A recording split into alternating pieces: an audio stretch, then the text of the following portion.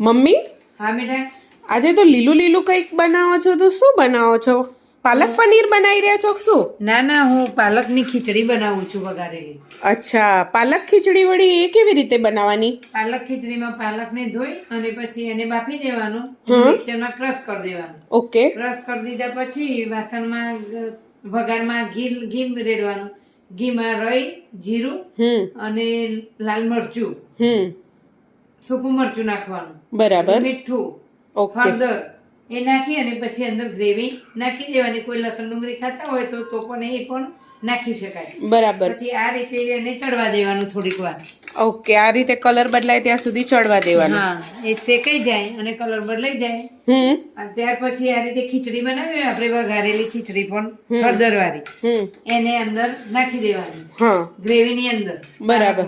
એ નાખ્યા પછી થોડુંક પાણી રેડવાનું. હા, એટલે થોડી ઢીલી હોય તો નરમ થઈ જાય. બરાબર. તો એ ખીચડી ખાવાની શિયાળામાં બહુ જ મજા આવે. હા, આ રીતની ખીચડી હોય એટલે પછી છાશ કે કશી જરૂર ના પડે, ગરમા ગરમ એકલી ખાઈ શકાય. તમે પણ મિત્રો આ રીતે પાલકની ખીચડી ટ્રાય કરજો અને કેવી બને છે એ જરૂરથી કોમેન્ટમાં જણાવજો.